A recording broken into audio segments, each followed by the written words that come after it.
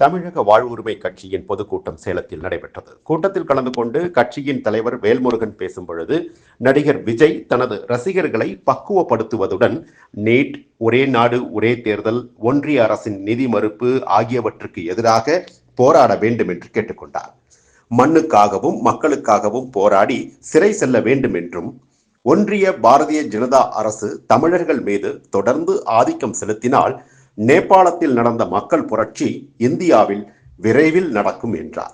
அதிகார வர்க்கத்தை வைத்து பாரதிய ஜனதா அரசு செய்யும் சூழ்ச்சிகளை முறியடிக்க வேண்டும் என்றும், தமிழகத்தில் ஜாதிவாரி கணக்கெடுப்பை தமிழ்நாடு அரசு நடத்த வேண்டும் என்றும் கேட்டுக்கொண்டார்.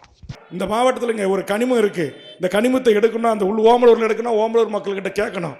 குரங்குசாவடியில் எடுக்கணும்னா குரங்குசாவடி மக்கள்கிட்ட கருத்து கேட்பு கூட்டத்தை மாவட்ட ஆட்சித்தலைவர் நடத்தணும். இப்போ நரேந்திர மோடி, அமித்ஷா கும்பல் சொல்கிறான் டெல்லியில் உட்காந்துக்கிட்டு, அதெல்லாம் நாங்கள் கேட்க மாட்டோம். அதானிக்கு வேணும்னு சொன்னார்னா, அம்பானிக்கு வேணும்னு சொன்னார்னா, டாட்டாவுக்கு வேணும்னு சொன்னார்னா நாங்கள் எடுப்போம். மாவட்ட ஆட்சித்தலைவரின் கருத்து கேட்பு கூட்டம் இனி நடத்த மாட்டோம் என்று அறிவித்திருக்கிறான். இது ஆதிக்கம் அல்லவா? இது அடக்குமுறை அல்லவா? இது ஒடுக்குமுறை அல்லவா?